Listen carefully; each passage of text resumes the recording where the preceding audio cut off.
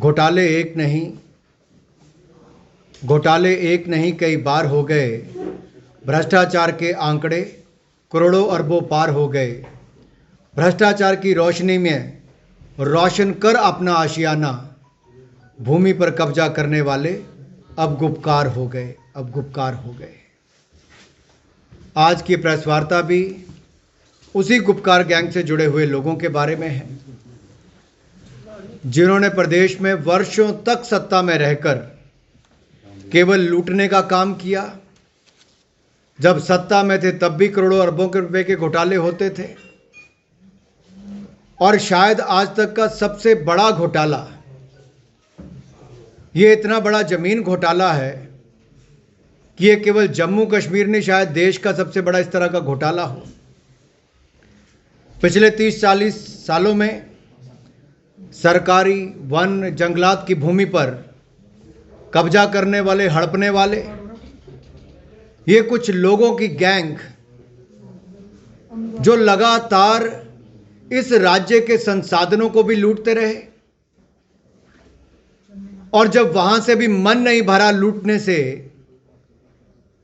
तो सरकारी और वन भूमि पर कब्जा कैसे करना है, उसको वैध और अवैध तरीके से अपना कैसे बनाना है, उसके लिए कानून कैसे पारित करने हैं, और कानूनों के माध्यम से उस जमीन पर लीगली अपना कब्जा कर लेना है।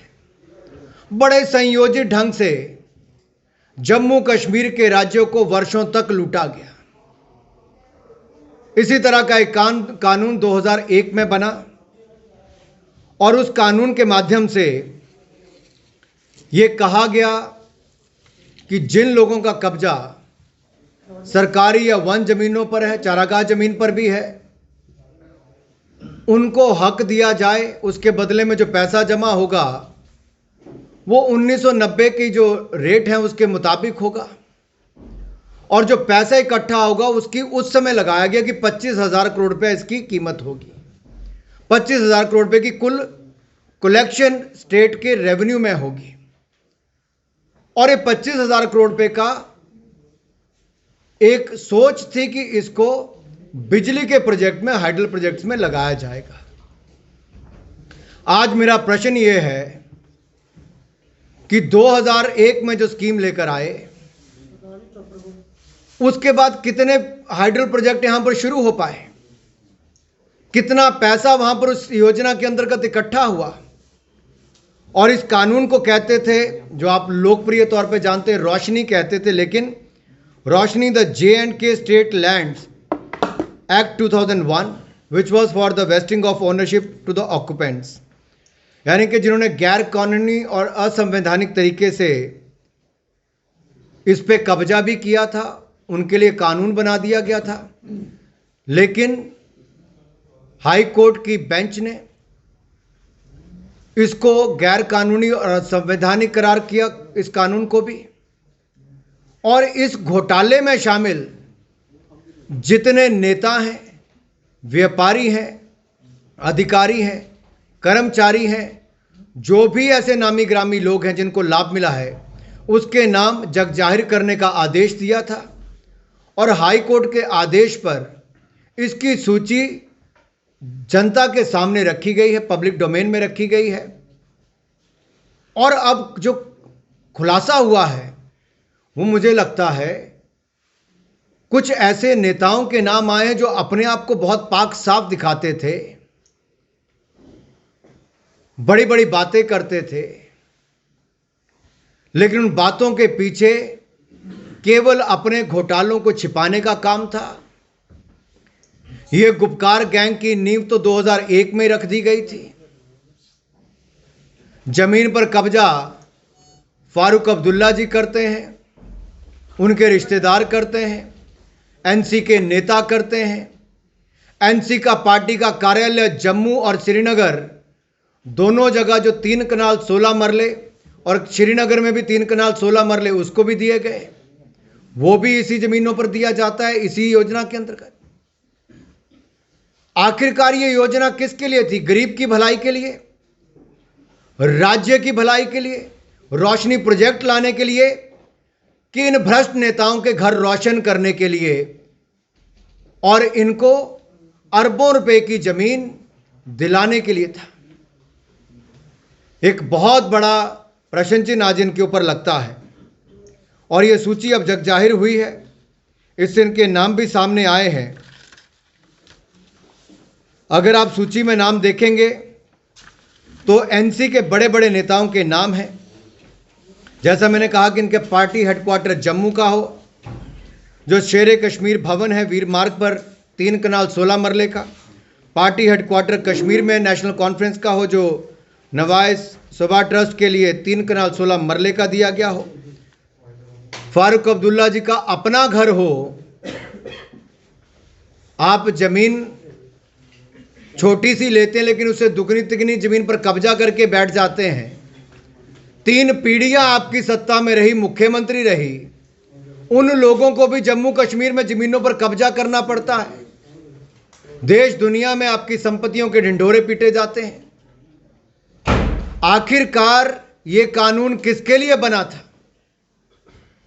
और इसमें समय समय पर बदलाव क्यों किए गए?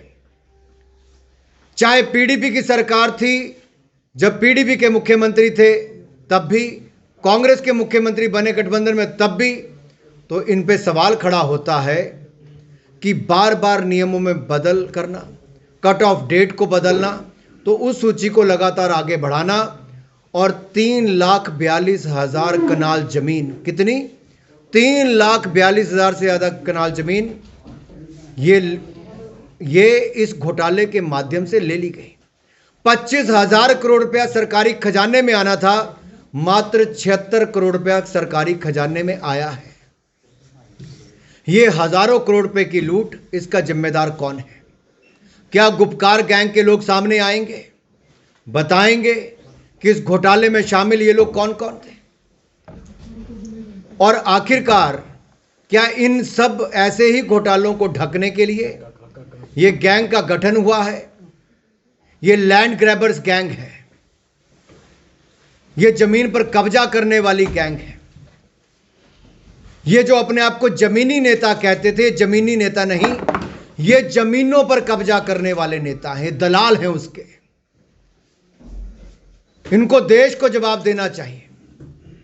अगर अनुच्छेद 370-35 से नहीं हटता, करप्शन के मामले नहीं चलते, ये कोर्ट की जांच नहीं होती, पीआईएल दाखिल नहीं होती, हम तो धन्यवादी हैं हाई कोर्ट के कि जिन्होंने सीबीआई को जांच के आदेश भी दिए और इन्हें ऊंचे ऊंचे बड़े बड़े लोगों के नाम, पूर्व मुख्यमंत्री की बहन, उनके उस समय के एजी, उस समय के जे&के बैंक के चेयरमैन, उस समय के आला अधिकारी, उस समय के आला कर्मचारी, इन लोगों ने सरकार की और वन की भूमियों पर कब्जा करने का काम किया था। ये जम्मू कश्मीर के हितों के लिए कभी नहीं लड़े, ये तो जमीनों पर कब्जे और सिस्टम को लूटने का काम करते थे।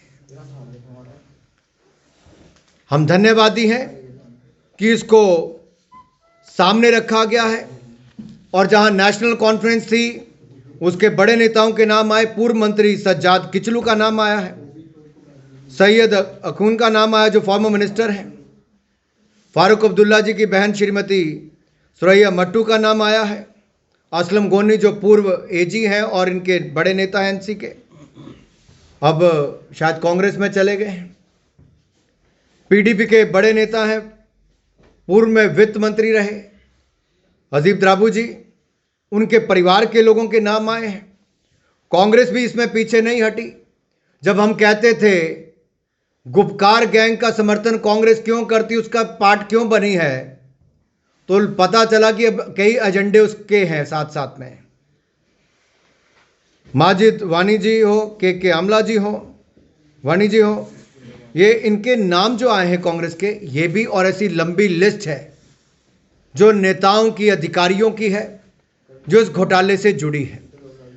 इन सभी पार्टियों को, गुपकार गैंग के सदस्यों को, जम्मू कश्मीर और देश की जनता को बताना चाहिए क्या मजबूरी थी कि इन्होंने प्रदेश की जमीनों पर, जंगलात की जमीनों पर, सरकार की जमीनों पर कब्जे किए। इन्होंने कानून बनाकर उसको दुरुपयोग किया, समय समय पर उसका बदलाव उस समय के मुख्यमंत्री सरकारों ने किया, और ये अपने आप को जमीनी नेता कहने वाले जमीनों के और जमीन घोटालों के नेता कैसे बन गए, दलाल कैसे बन गए? इसका जवाब इनको प्रदेश की और देश की जनता को देना ही होगा। ये चंद सवाल मैं मीडिया के मित्रों के माध्यम से छोड़कर जा रहा हूं। अगले कुछ दिनों में कुछ और सवाल जवाब लेकर आएंगे।